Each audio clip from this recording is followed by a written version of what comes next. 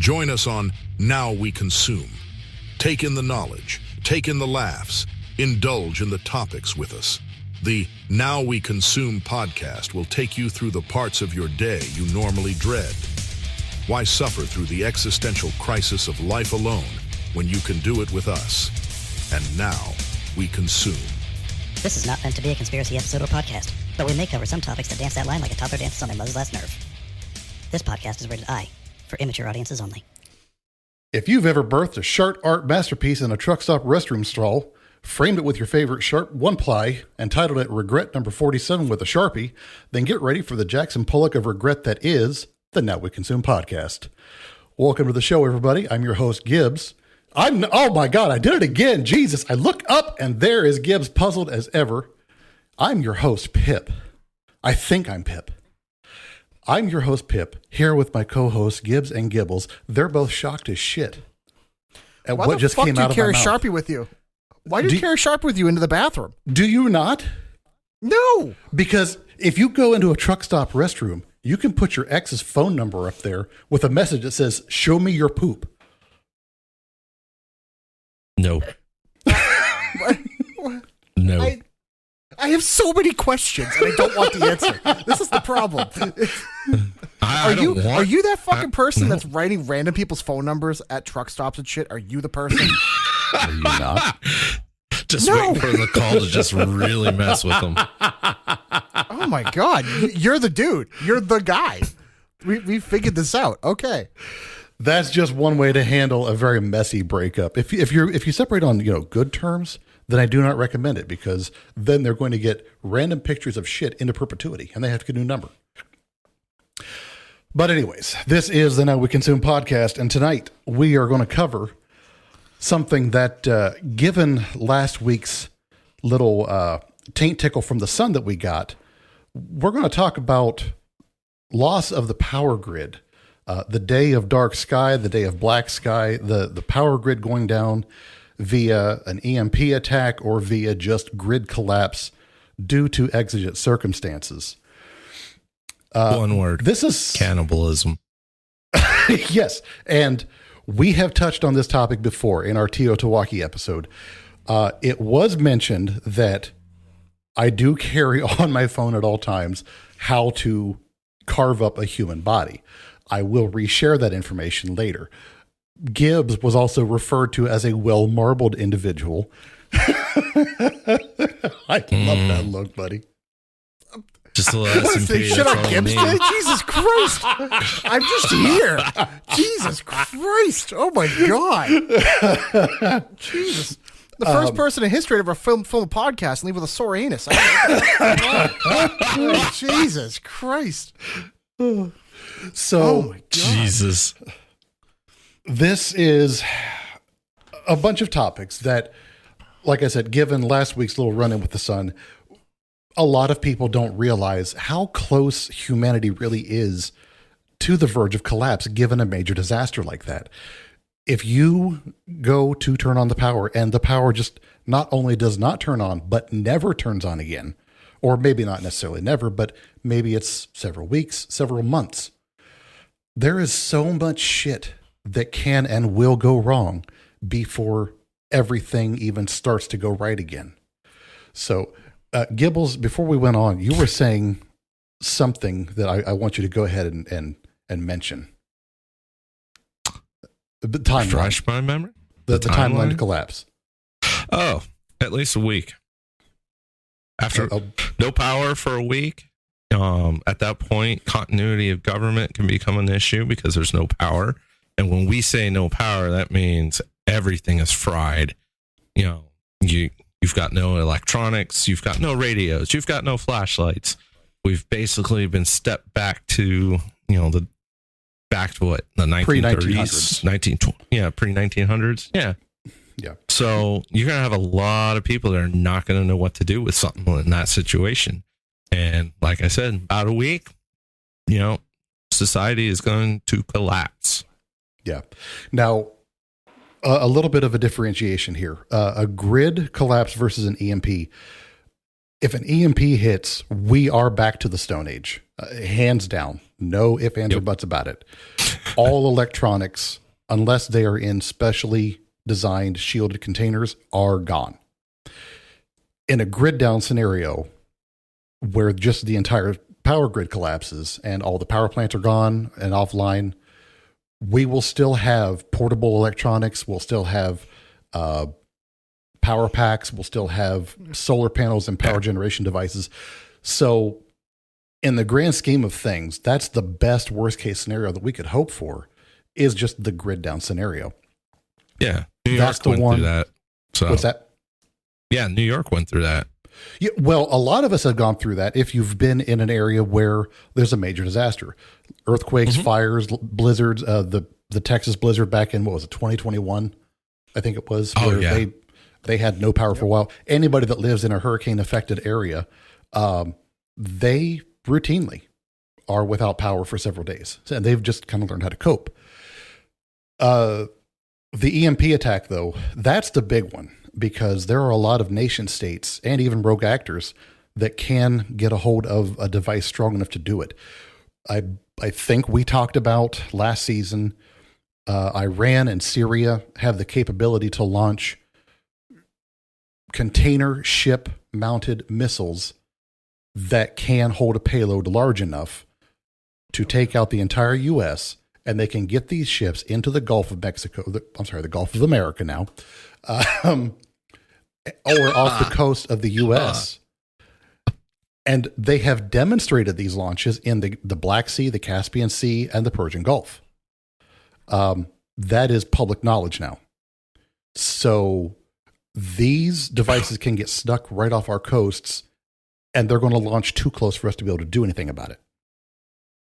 And all of a sudden, it's just a silent little lights out.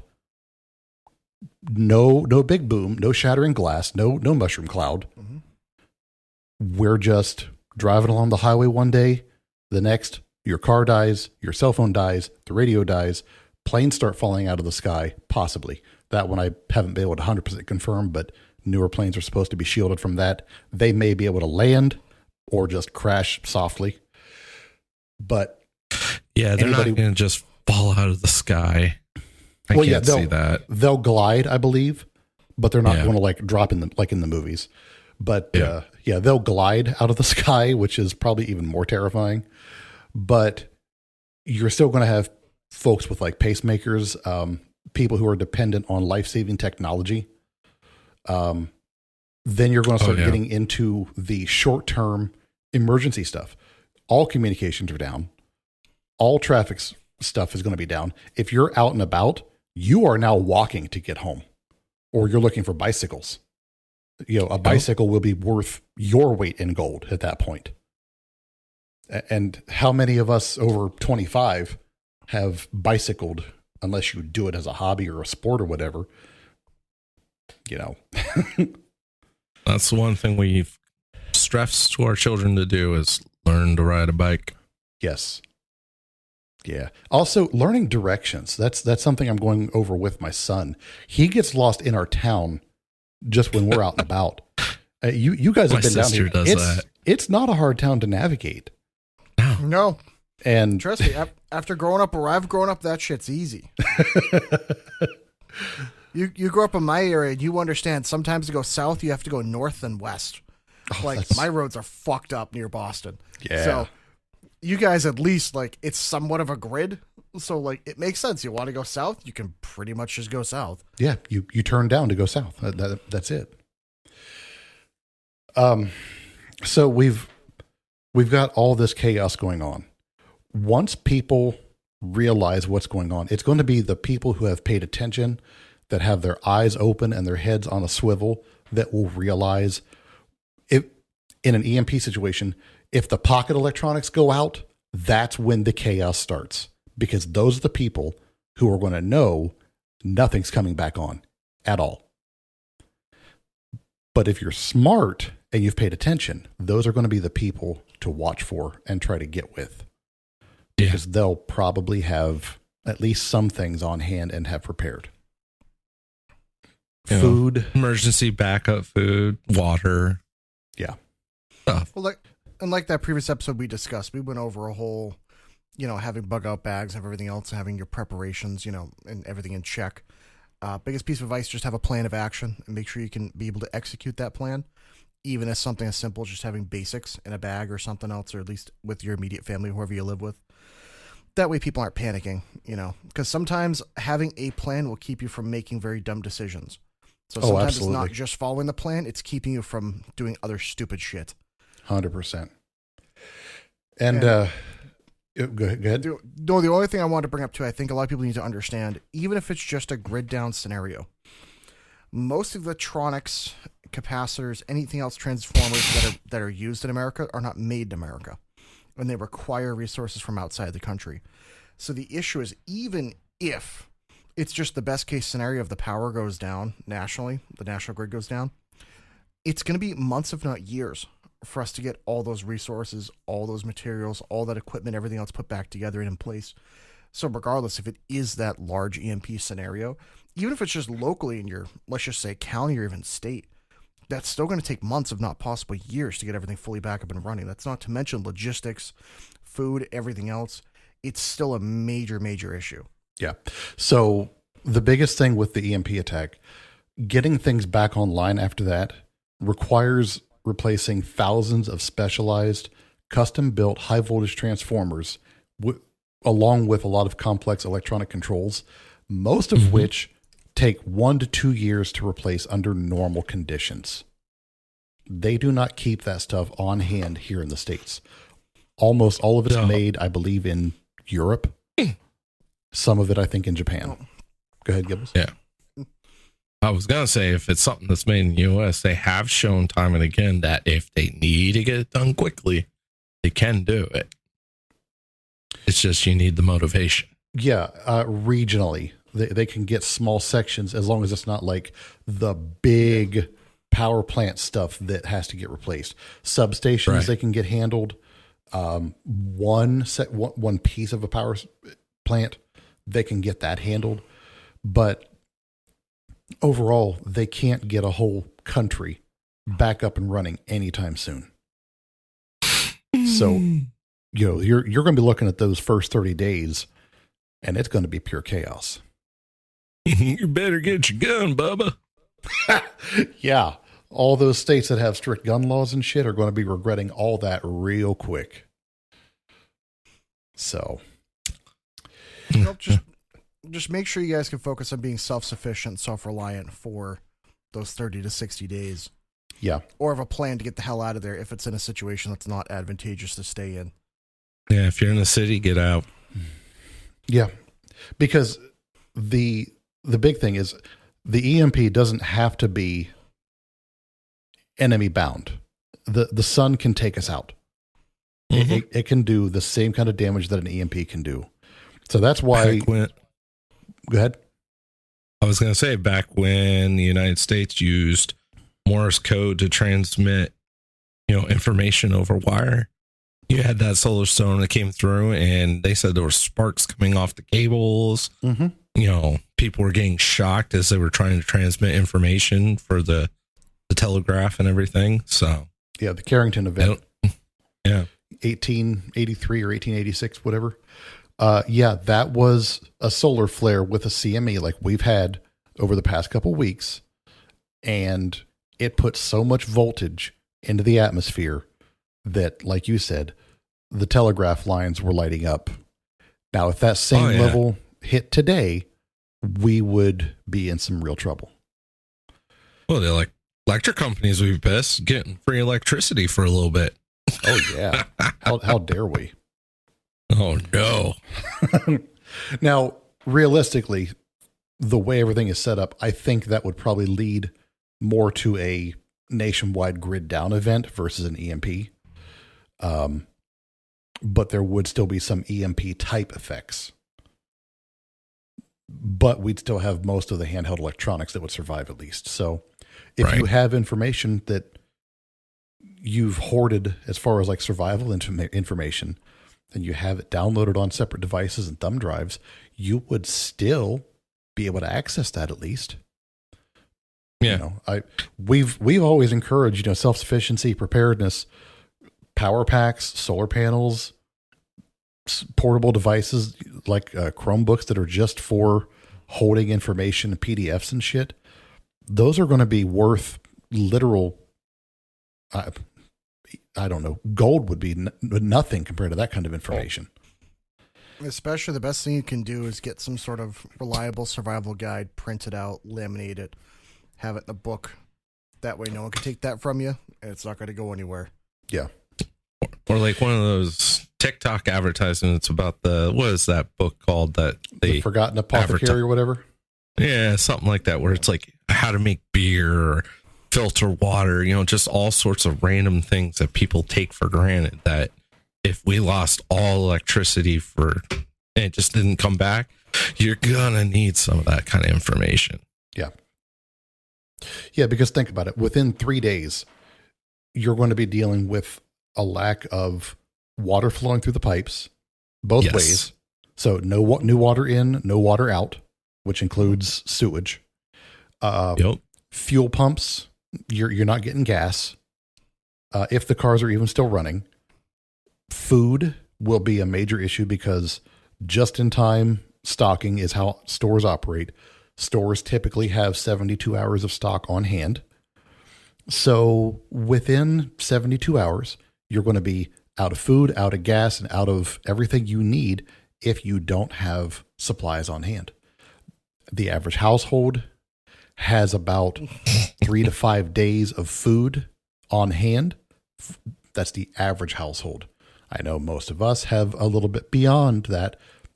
We have kids, we have other people that we care for and whatnot, so we keep a little bit more than that. But you're still going to have to figure out real quick what's going to go bad, because if you don't have power, perishables are going to go a hell of a lot faster. All your frozen stuff's going to start to thaw. So yeah, within a week, you're going to be down to the non-perishables.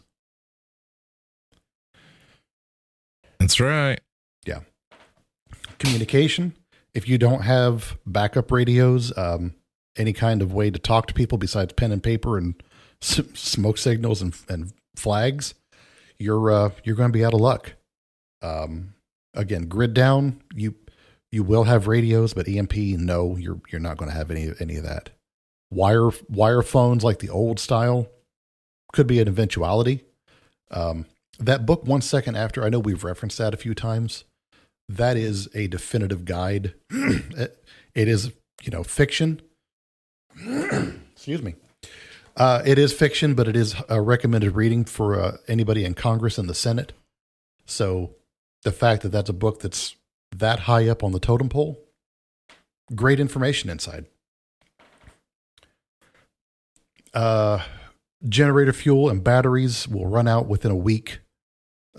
Landlines are not going to be an option because even in EMP, those are done as well. Supply chains we've already talked about. So food, water, medicine's going to be a big one. Anyone who relies on any kind of life-saving medication, life maintenance meds. I mean, I'm sorry, but if it's not something that's going to change with health due to lack of food and resources and whatnot, they're not going to be around for much longer. Yeah. They can help in other ways, though. Family like that too. Yeah. But they can help in other ways after they're gone. I mean, they can feed a family. Yeah. Oh, time. Why are you looking at that? Why are you looking at me, Gibbs? The fact that you're looking at your family members like a 4 for 4 over there. Hey, if it's survival, you got to look for food where you can. There's a very big line between which animals I'm eating before I start looking at people, though. I'll be looking for the cuter the better. You would hope.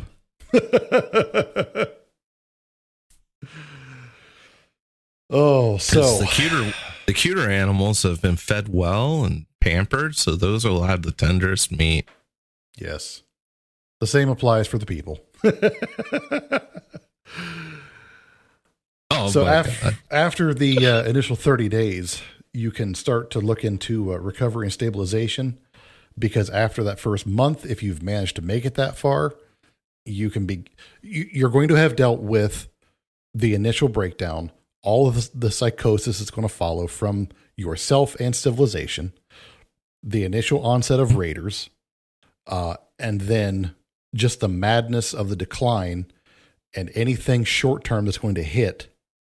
So all the short term diseases, all the short term sickness and whatnot, you're going to have gotten through all that within that first month. After that month, the rebuilding and the planning for survival can really start. So you can begin trying to grow crops if you haven't already, trying to gather resources to promote livestock, because by then, hopefully, the worst people are not in the picture at that point. And again, a lot of this is assuming you've been able to make contact with friendly people to get your numbers up, have areas that you can raise them.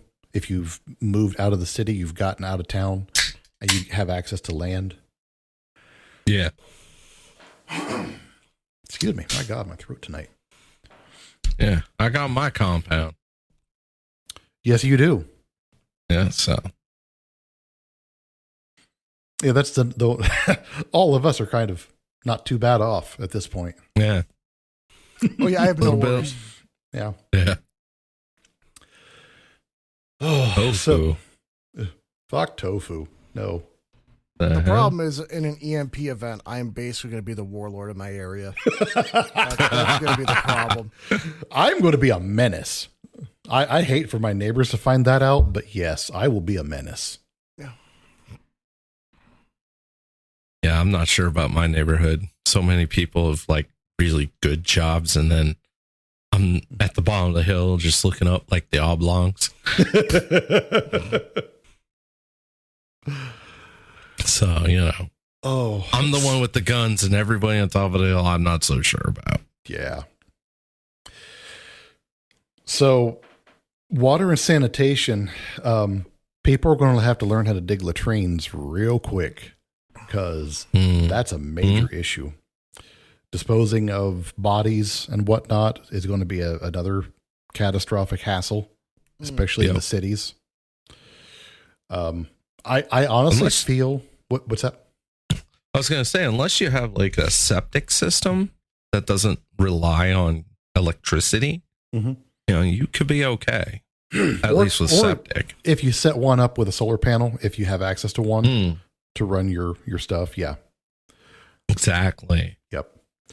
I feel like if you were in a small enough city, you could set up an area like an old sports stadium as just like a body dump, and just let the carrion creatures take care of all of it. I wouldn't want to be anywhere near it, because oh my God, that smell. But yeah, trying to develop some kind of an in-city dump for a lot of things would be probably useful. Transportation, I think most people would probably understand very quickly that short range is about the only thing you're getting. Most people can't walk more than a few miles nowadays, especially loaded down with a pack. So again, that's where the strongest will survive. Yeah. As long as I stay home, I'm okay. If I have to walk a long distance, I'll be one of those that's going to be, I'm screwed. Yes. You just I played too hard in life. You need a rocket powered wheelchair.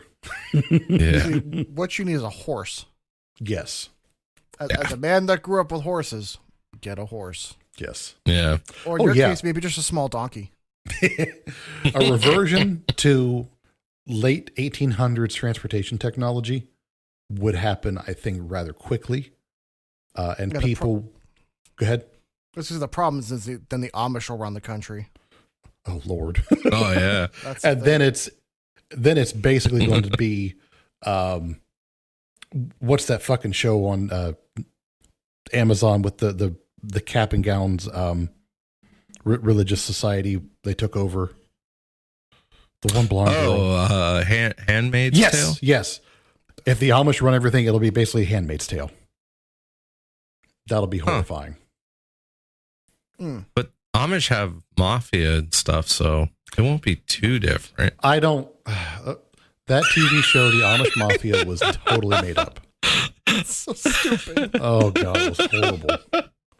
One of the mafia guys was like a little person or something, so he was like freaking 4 foot tall. It was hilarious. I watched a few episodes because I just couldn't. I had to throw that out there. You mentioned the Amish. Yep. Honestly, if I get a leprechaun threatening me, I'm really not concerned. I don't care. You don't even have to waste a freedom seat on that fool. Nope. Oh, no. Oh. That's because I have a better mic. Again, we edit the volume in post, so not concerned. Yeah. So technology that people need to keep an eye on, like I said, your everyday stuff, cell phones, computers, depending on the collapse. If it's grid down, you're going to be more okay. Oh, that reminds me, the figures for the fall. I know I put it in here. Yeah, you have it somewhere in the document. Oh, there it is. Okay. Deaths. Nice. Yeah. For the grid down, it is estimated the restoration timeline. This is the mortality rate estimates out to 1 year, with a restoration timeline of several weeks to 6 months. The initial estimate is low, with less than 5% of the U.S. population. Now, I feel like that's way off. I feel like that's way, way low because it's not taking into account the pure psychotic nature that is the average Walmart shopper. Oh, yeah. No, all the Karens of the country. Well, here's something else to think about, too. Every year, I thought it was a couple 100,000 people in Europe die from overheating just due to lack of air conditioning, just due to it being hot. Yeah. So imagine America, where we're used to things like air conditioning and heat being readily available anywhere. If people go without that for 6 months to a year, there's many places in the country where you aren't going to be able to survive if you don't have other ways to heat your house. Mm-hmm. Well, that's why a lot of people didn't survive in those areas, because there was nothing to provide an environmental condition that they could survive in. Yeah. And even down south where it gets really hot, I mean, there's a lot of people that if it gets too hot, they ain't making it. So I think 5% is that extremely conservative. That'd be 5% due to, I think 5% would be, I think it's the bare minimum. 4 times that. Yeah, I think 5% is the bare minimum, maybe even per month. I would be willing to say 5% per month, and I feel like that's even low. Not to mention all the people that are like need medicine, that are like medically required in order to live. Like, but outside of that, you're going to have all the people who will realize, oh, the rules no longer apply. The people who are only good because society wants them to be good, and they need to be good because of society. I've said it myself. There are a lot of people who are only alive and roaming around today because of my abject fear of prison sex. Take those restraints off, buddy. I might be a whole different person. I don't know. It is kind of true, though, for a lot of people. Especially, like, think about the amount of people that have extreme mental disorders that would be unmedicated, roaming freely, no police force, no military, no nothing. Yeah. Could be a little scary. Yeah, well, I mean, for all the officers I knew, the running advice that you ever got from any of the veterans was that You help people on the police department as much as you can. Always. That's your job. However, if the shit hits the fan like that, all rules just went out the window. You take care of yourself, you take care of your family. And at that point, the only people that are going to be sticking around are either the bleeding hearts or the people that just don't have anywhere else to go. Because I always felt that, I have my job and I'll do the best I can, but family comes first. And if things went that way in the District of Columbia, I'd be like, no, I'm not sticking around. Bye. Oh, yeah. So, if you'll allow me, and I hope to hell this doesn't get the stream hit, I'd like to quote something here. I'm waiting. You see, their morals, their code, it's a bad joke. Dropped at the first sign of trouble. They're only as good as the world allows them to be. When the chips are down, these civilized people, they'll eat each other. The Joker, from The Dark Knight. Oh, yeah. He's right. Things like that could not ring more true in those types of situations. Oh, yeah. So, like I said, that people will only be as good as society allows them to be. And when people are hungry, they will get bad real quick. Oh. So the amount of people, let me just put this out to you. The amount of people that have things that go on behind closed doors on a daily basis, you better watch your back when something like this was to happen. And we're talking months of no groceries, none of that. And you've got to fend for yourself. Oh, yeah, you got to watch out. People are horrifying behind closed doors. I feel like it would be the purge. At some point, I think things would build up to a point. There would essentially be a purge level event, and then it would maybe calm down. Maybe. So. Yeah. But it all depends on what kind of scenario it is, you know what I mean? Yeah. But definitely just no matter what, if you're in a major city, you don't want to stick around because that even a power out situation, that will take 3 or 4 days and all of a sudden now you're in the purge. 100%. There's no way around it. Yeah. It's the purge. So, we mentioned about the exigent circumstances. The EMP attack figures are way more grim. Yeah. What was it? I bumped my stuff off. I'm sorry. The restoration timeline is estimated 18 months to multiple years. And that's because, as we said, it takes a lot more to get everything handled. The logistics, the sheer scale of everything that has to happen. You would definitely have tribalism come back. That's for sure. Oh, 100%. So the mortality estimates for the EMP event, 50 to 90% of the U.S. population. And again, 18 months to several years. And yeah, I think that's a pretty accurate number just because of everything that we've talked about. You're not going to have access to fresh food, fresh water, sanitation. You're not going to have access to the social protection nets that are in place today. Emergency services out the window. Social support. If on the plus side, anybody who's struggling financially will suddenly be thriving. Oh God! Yeah. Or at the very least, be on equal footing and potentially be better off. If somebody is struggling financially that just knows how to survive in that type of environment, they will go from bottom of the rung to top tier living very quickly. Mm-hmm. So, never would have thought that the fall of society would be good for a lot of people. No, it'll be good for a very, very select few. Yeah, all of our mortgages will go away. Yeah. Yeah, because the mortgage doesn't exist. Exactly. Neither will taxes. No more IRS. Hey, no more taxes. I can get behind that. They could stop auditing me every year. That'd be amazing. I'm so sick of audits. Yeah.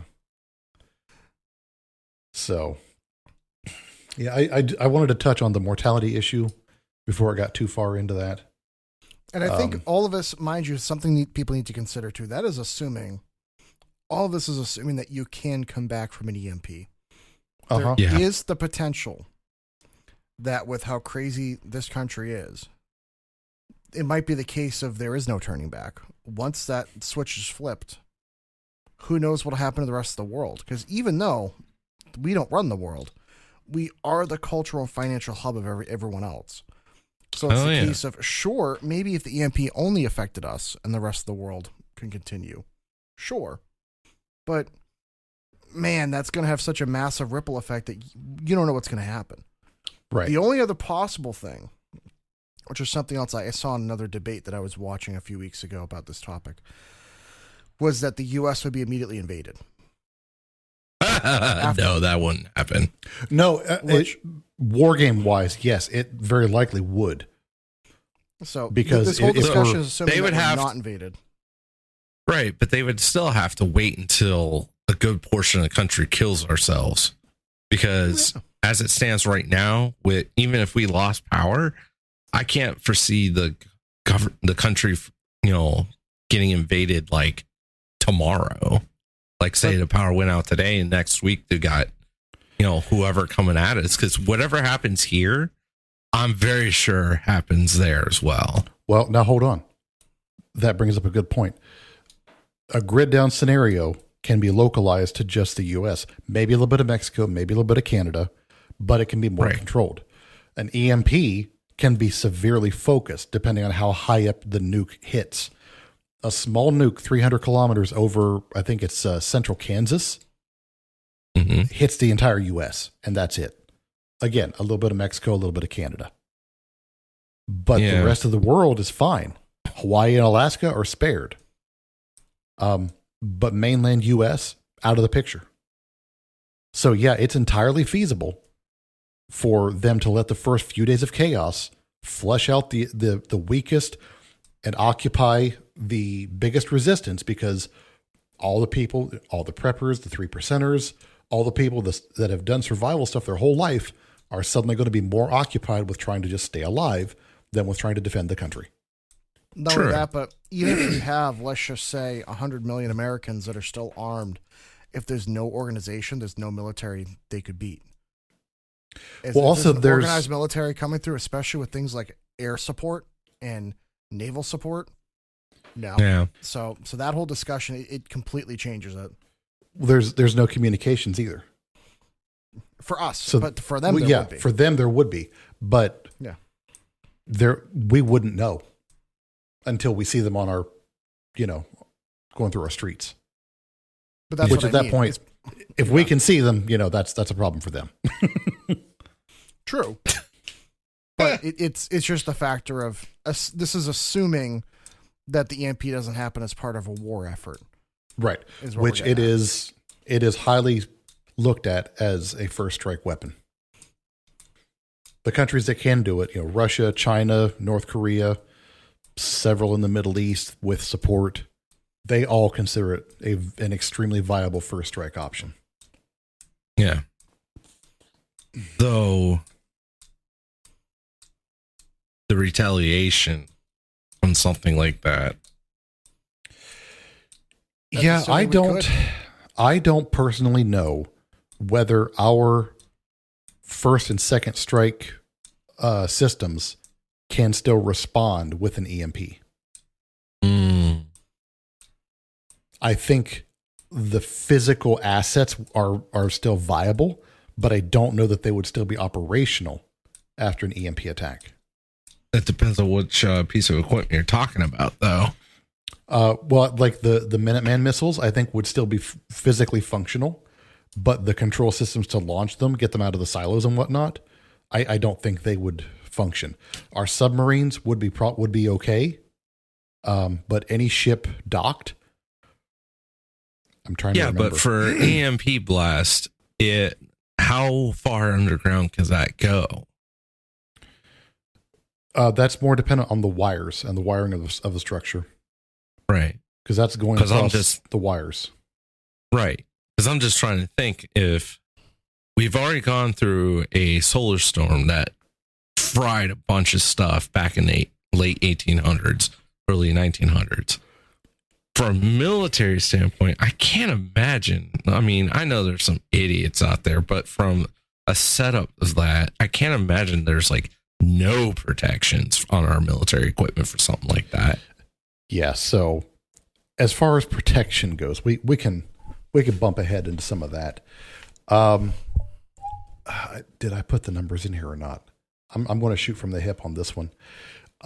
Less than 20% of our grid has been hardened as of 2023 after repeated functions and hearings with all the entities in the government. An executive order in 2019 had a commission get together and come up with a 2-page recommendation to look into hardening our grid. Yeah, I love it. Look into. As of 2023, less than 20% of the assets on our grid are hardened against EMP. So we're fucked. Yeah, that's honestly less than 20%. That's better than expected. I expected to be exactly 0. So yeah, at least something. Yeah. And I figure it's probably going to be all of the most critical stuff, like the government bullshit, hospitals, hopefully, your emergency services, I would hope, possibly some national defense stuff. With our luck, it's probably going to be the fucking data centers so that we can still ask Grok what it takes to make, pasta not stick to the fridge. Who knows? Oh, you mean the same places that are destroying the memory chip market? Oh, God. Yeah, don't try to buy a computer right now. Or build one. Yeah, $3,000 for like a mid-level. Yeah. Right. So. Oh, where'd we go? I don't know, sir. Where did we go? I thought I was still here. So as far as preparedness goes, we talked quite a bit about preparedness in our Teotihuacan episode, and I encourage people to go back and listen to that one because there was a lot of really good information in it. If you have some time, go out online. You can find a lot of free PDFs that you can download and get yourself some information together. Get some basics put together. See what it takes to make a short-term and a long-term survival kit.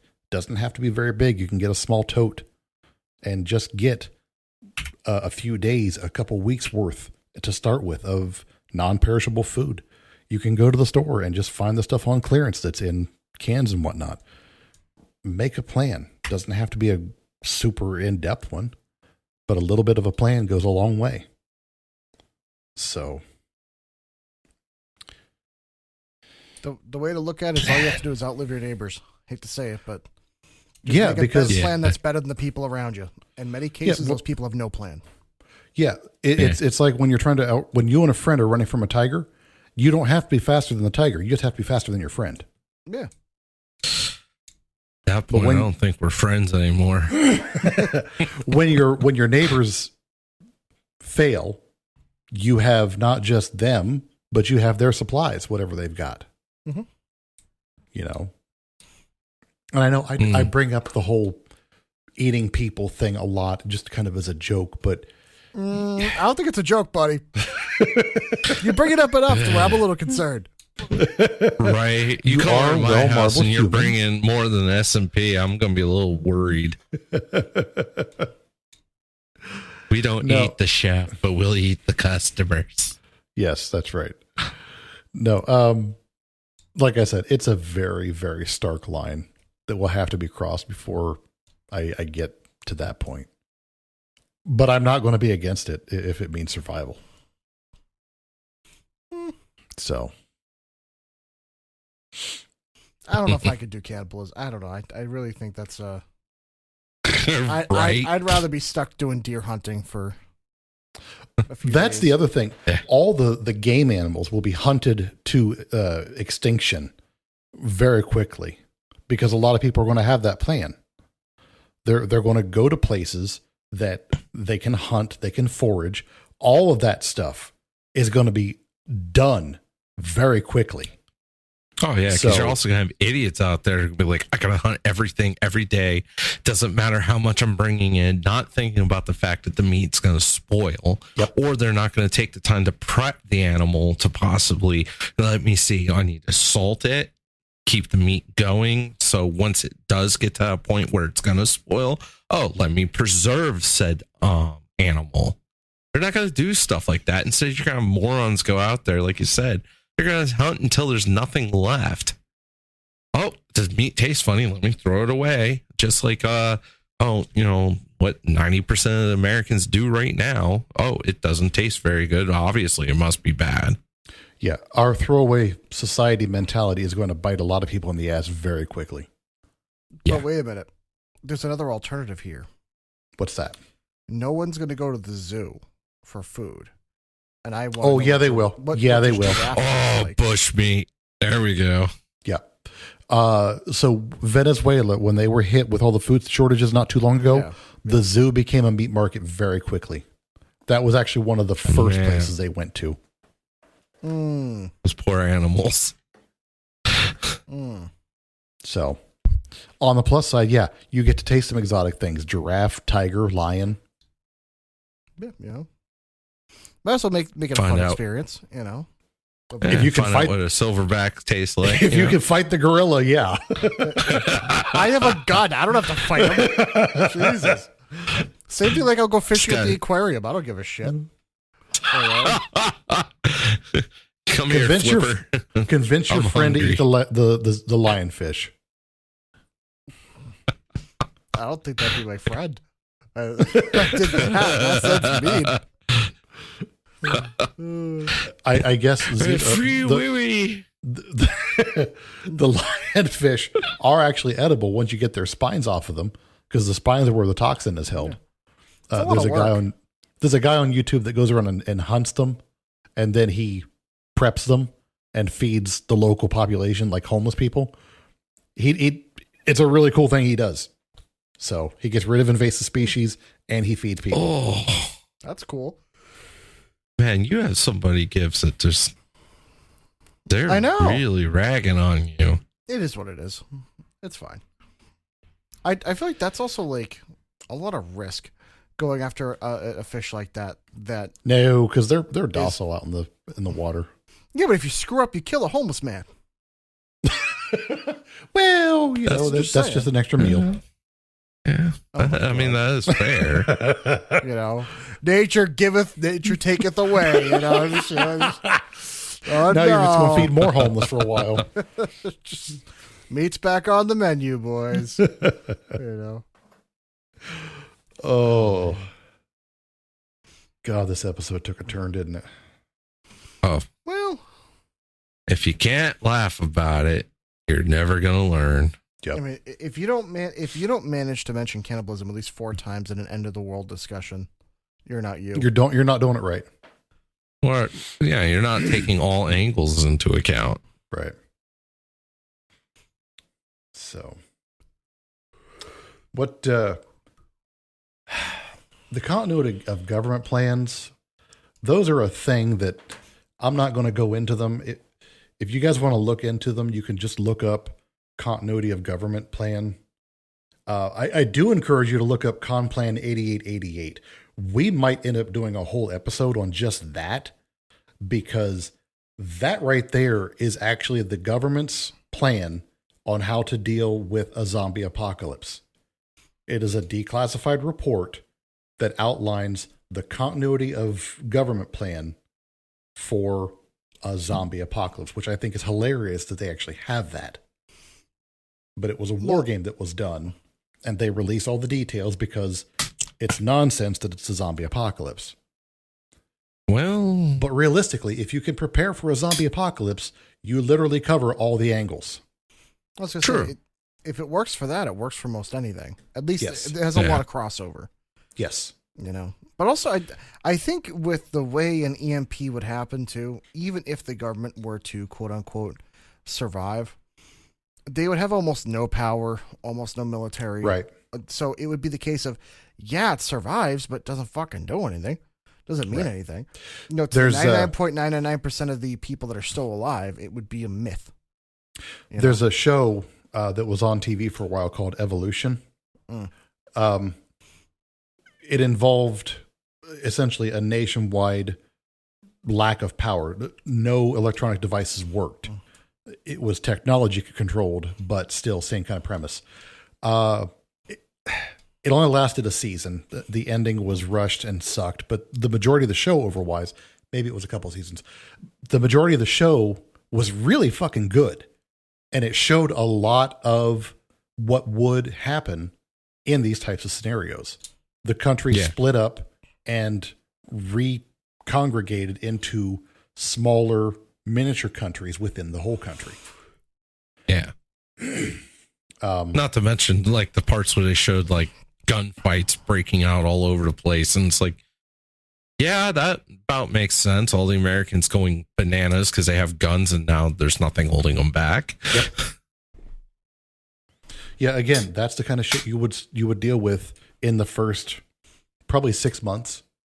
I think that's when you'd have the majority of the major violence. But all I'm hearing is get your own guns and make your own gang. That's all I'm hearing. Basically, the gang mentality, warlord mentality would become a major thing and probably a major way of survival, to be honest. That's my plan. Yeah. Strength in numbers. That's the name of the game at that point. Yeah. So, knowledge, I think. People who know what the hell they're doing would be protected assets. If you're somebody who's got a lot of like blue collar skills, maybe some medical training, even advanced medical training, and you know how to do it without modern technology. Also, if you have access to, like you were talking about, all the printed reference material, and you're smart enough maybe to understand what it is, what it says, how it has to be done, and the things you need to make the stuff. Somebody who's like a biochem student, essentially, would literally be a god among men if they could make antibiotics. Put it this way. If the sum of your life experiences are you're a barista, you're fucked. As long as you have done something to where that's an actual marketable skill or some sort of blue collar work like you're talking about, you could at least do something and contribute. God help you if the best thing you've ever been is like a journalist. Like, sorry, you're done. No. Yeah, you can't even throw shade on somebody that's like worked at McDonald's because at least they know how to cook food to some degree. Yeah. If all you've done is yell at people to make your money, you're done. You are dinner. Yeah. Thank God that means all those influencers in Los Angeles might actually go. Thank God.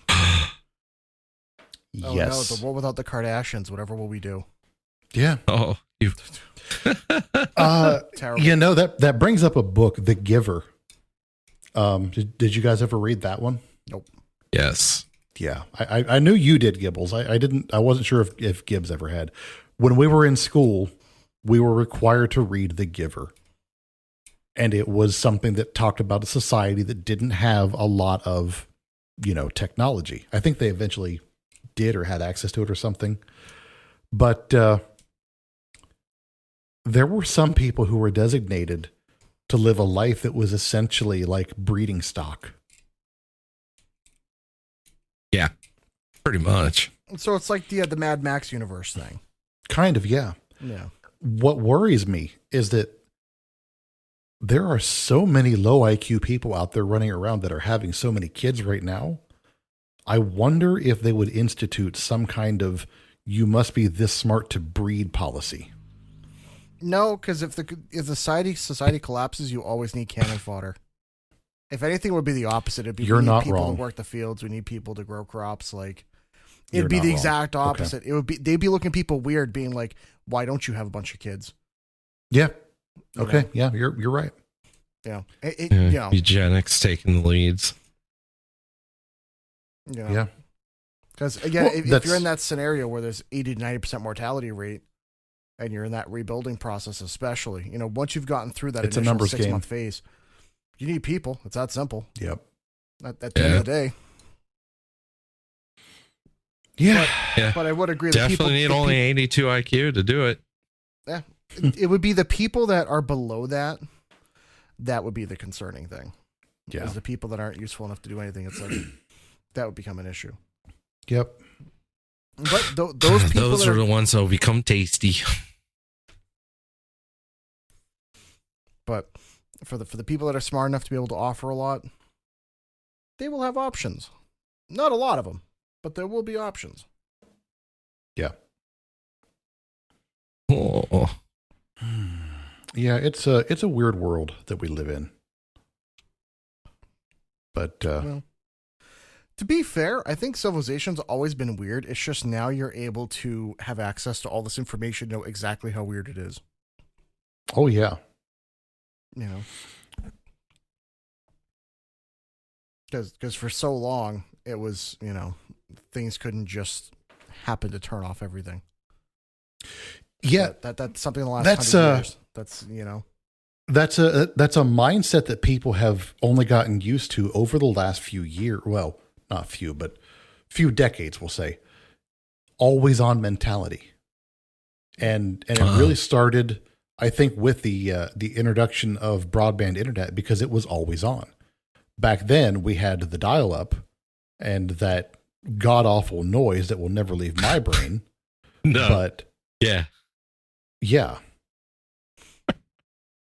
So Yeah, at some point you had to turn it off because somebody had to use the phone.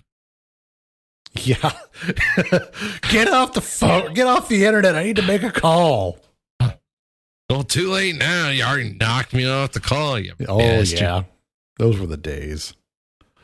All of a sudden you hear somebody pick up the phone through the modem. Oh, that Then you modem knew noise. immediately, well, there goes that download.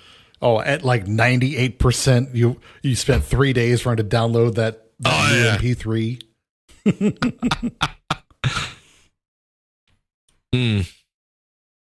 Don't miss those days. Right. No. I guess I remember my LimeWire days. We all remember our LimeWire days. If you're old enough. Yeah. Also, rip to the 2 or 3 PCs that I absolutely fucking bricked with LimeWire. Served me well. Served me well. Oh. Yeah. The family computer that got all the porn pop-ups. Oh, yeah. Oh, I don't know how those got on there. Uh-huh. One of them, I wish I knew how it did it, but one of them that I downloaded, it was supposed to be like, and judge me all you want, but it was supposed to be like a Nickelback, like best of whatever thing.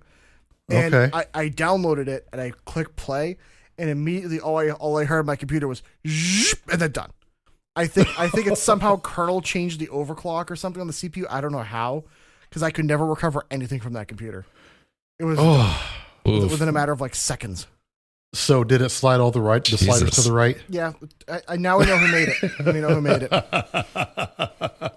Wow. Yes. I worked at Circuit City, and yeah, I saw a PC that was so full of porn and just malware and everything. And the mom's standing there going, "Can you do something about my computer?" And I'm like, "Yeah, we'll take a look at it." Next day they come back after I call them, please come back and everything. The son's standing there as I'm going, "Ma'am, do you know what your son's been doing? I hate to be this guy, but Oh, have you used this program? No. Who else has access to the computer? My son.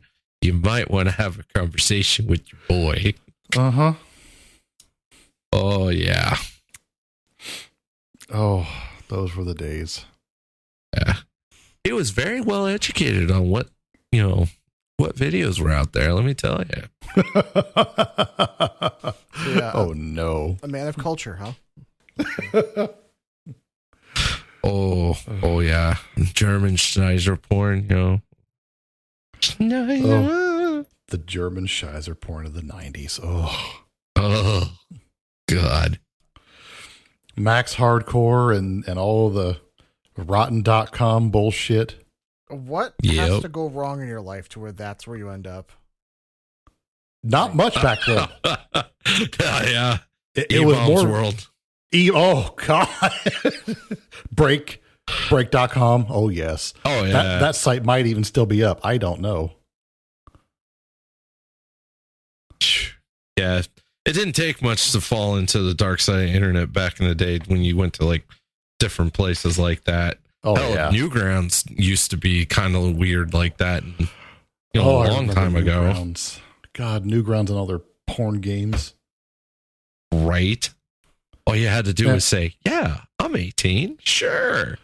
Back then, when you were young and, you know, it was just about trying to find a new way to get a nut. That's all it was. There was no safe word back then. No. I mean, it was all unkempt, untamed wilderness. Yeah. If you wanted to find it, it was out there because It just the took a little bit government of hadn't searching. cracked it. Yeah, because the government and the ISPs didn't really crack down on anything at that point. Oh no. So That's why you could download everything on Napster all week Yeah. long and not worry about it. right. Until Lars from Metallica got pissy. And, you know, Lars being a bitch, that fucked everyone. Yeah. Oh my God. amazing how one guy from a famous rock band can screw it up for everybody. Oh, yeah. The good old days. Which brings up another point, So- kids. Don't do crack.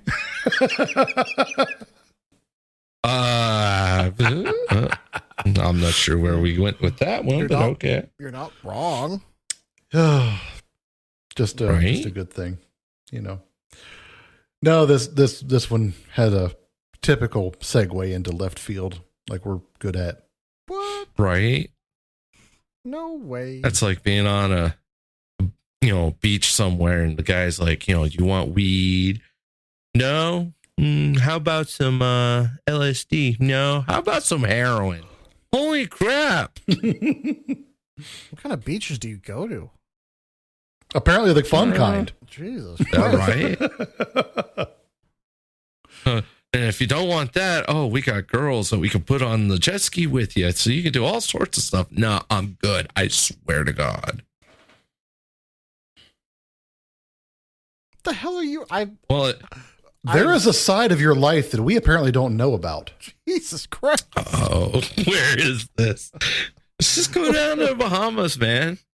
You got to sneak onto some beaches. I must jet ski. Yes. Yeah. When I was much younger, I went to Nassau, and I don't know which place has the what is that? Atlantis Beach Resort or whatever it is. And the way it's supposed to be is the beaches are all public, but getting to the beach ends up being a lot of private property. So you have to find a way to get past the private property to get to the public beaches. Gotcha. And yeah, it felt like I was doing an Ocean 11 thing just to get to the beach. It was hilarious. Nice. You know, that brings up a topic related point. The exodus off the country mainland to things like private islands, larger private ships, private boats, whatnot. What kind of viability do you think that's going to hold? I mean, I think we all know that there's a certain island that had a previous owner named Jeffrey that's currently available. Old Oh, Jeff's yeah. Island. That's available. That's no one's there now. We can take over that. Right? Nobody You wants to be know- there anymore.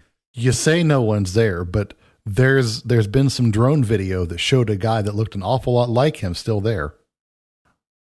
How has nobody just like gone onto that island at this point? It's got a little blockade around it.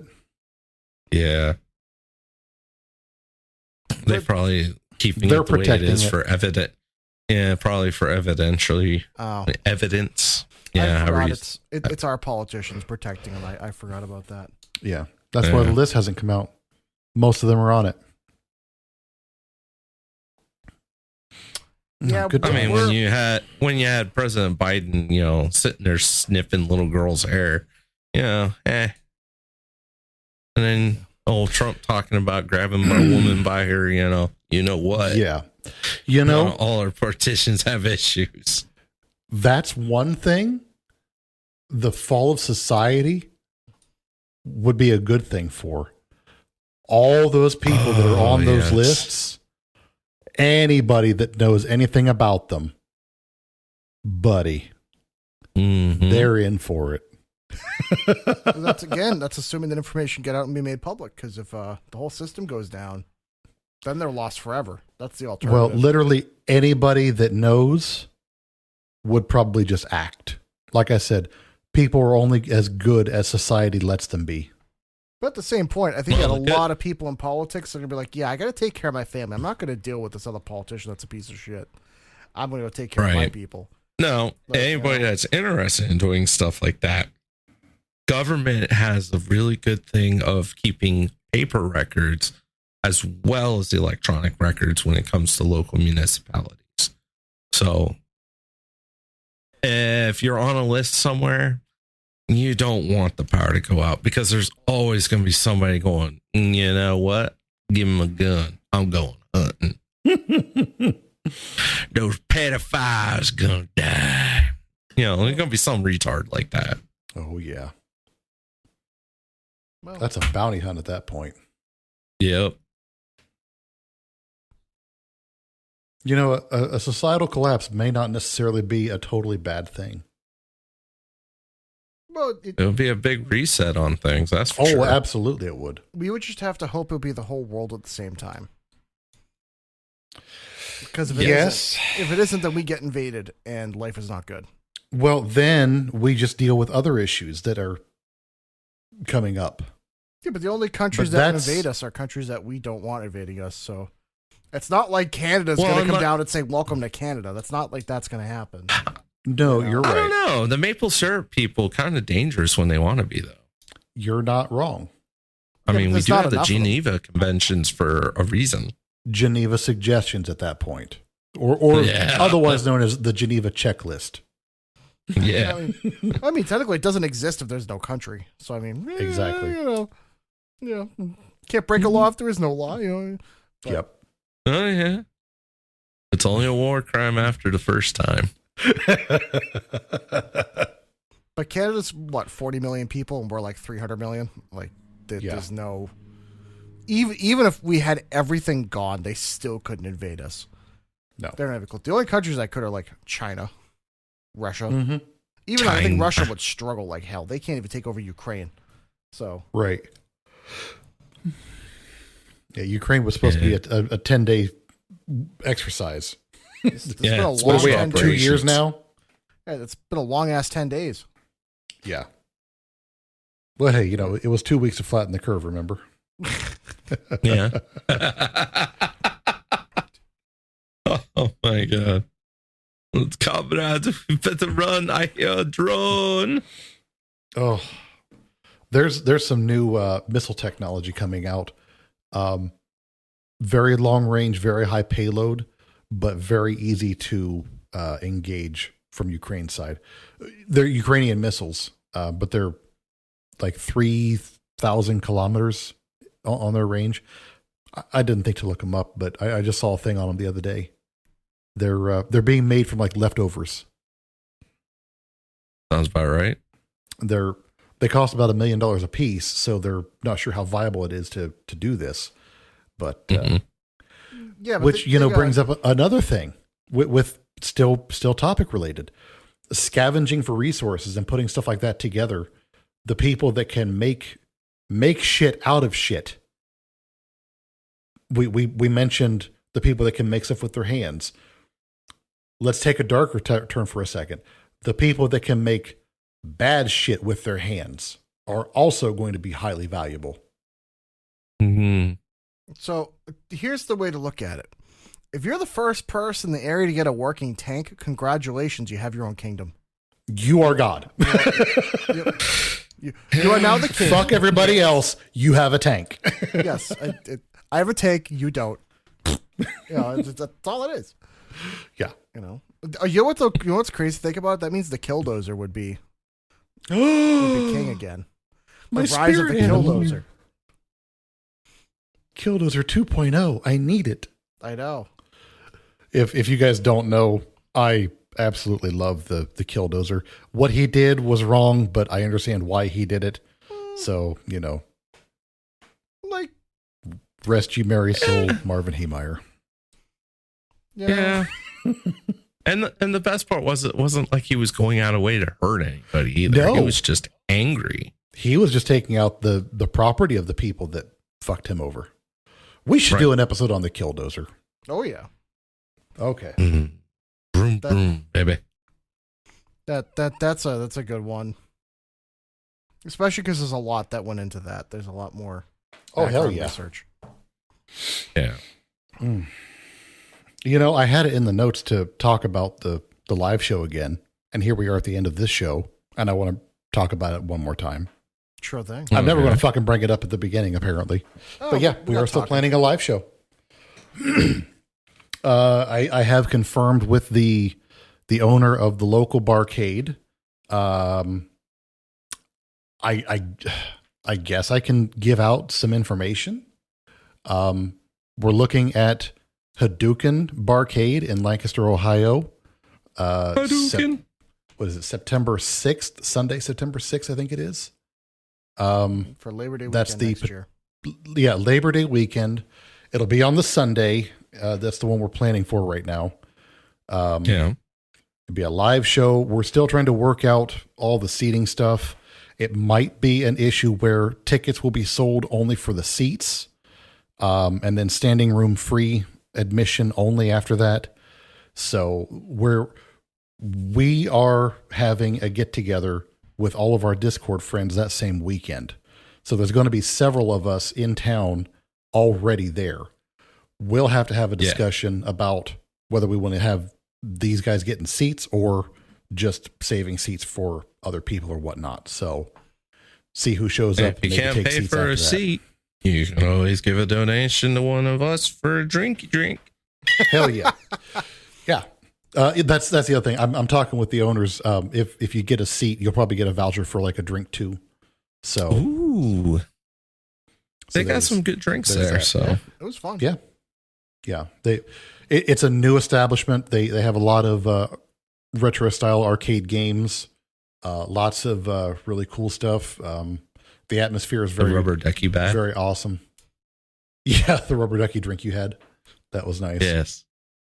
Well, that way we can all hang out there for the day, do the live show, have some fun, but also leave enough time that we can all hang out for a little bit, shoot the shit, have some discussions, meet some people. Yep. We want to set it up so that we have time for, pre-show meet and greet, do the show, post-show meet and greet, sit down, bullshit, have a couple drinks with people, and then, hang out at the bar for a little bit, get our shit packed up, and then get out. Because the nice thing is, even though it's a Sunday, most people are still going to be off on that Monday because Labor Day. That's why we're choosing that day. So, hell yeah! So you can still come out, drink, and not worry about work the next day. Yep. So more information on that will come available as we get more things put together. But as of right now, that's where we're sitting and what we're looking at. But we're very excited. We also have. I'm not saying any of the details yet. We are working. I'm not saying who yet, but I am going to go ahead and say what if you guys are okay with that. Sure, I trust you. You do your thing. Yeah. Yeah. We did land our first sponsorship deal. I'm not going to say with who yet, but that's a big step for us. I never thought that we would get a sponsorship deal, especially this early on, but we did. It is a fairly easy going company to get a sponsorship deal with, but they still do have a baseline set of requirements. So we did at least meet those. We have to meet our side of the obligation, and that means we're going to try the stuff, because we're not going to say, hey, try this if we didn't try it. So we're going to do that first, and once we do, then we'll do that side. Also, we are no, it's not Raid Shadow Legends. My God, Shadow Legends. I'm so glad that's no longer like a massive thing on YouTube anymore. I got know. sick of that. So tired. If you watch the video segment of the episode, you've noticed Baggy up here in the corner. We are going to be trying to push out some stuff with Baggy on it. Hopefully that comes along sooner rather than later. But if you guys like that design, if you like the stuff with Mansley on it, let us know, and we can get some stuff out with him on it as well. But we are actively working on a merch side. I never thought we would have merch, but hey, we're going to have merch, because fuck yeah. Everybody has merch, so you might as well. Right? Well, the thing is, we were looking at, as a joke, we wanted to make something that was kind of funny, but honestly, Baggy's kind of grown on all of us. It was like a happy accident. And, yes. Just like me. But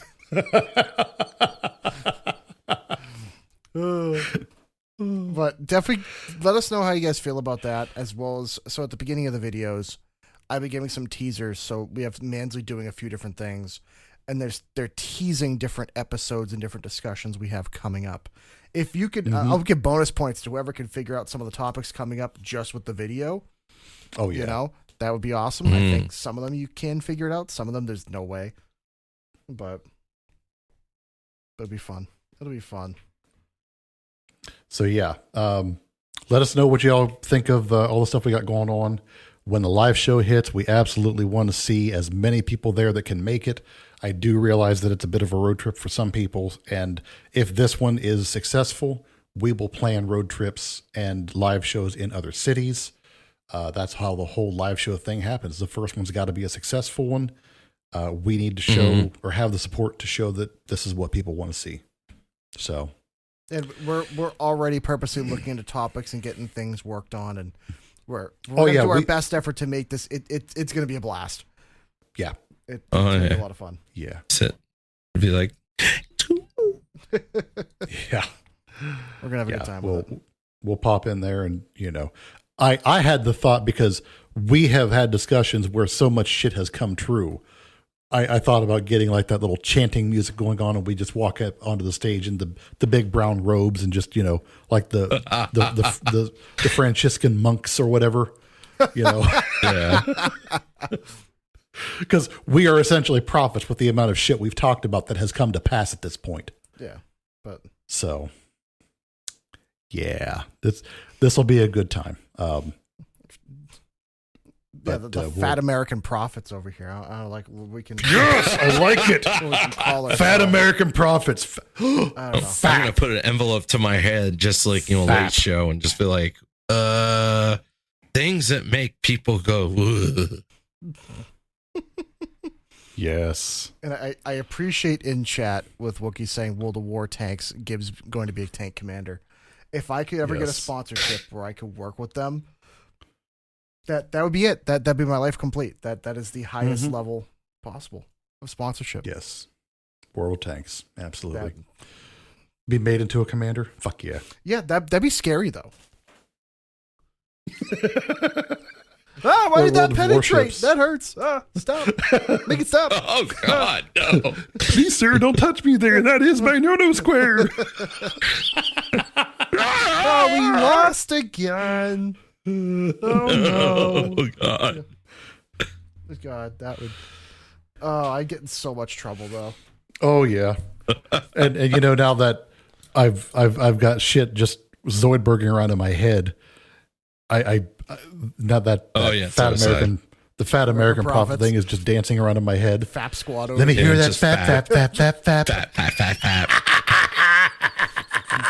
Oh, got to get some of that fap. Oh my god. We're gonna fap all over you. I've been cranking up.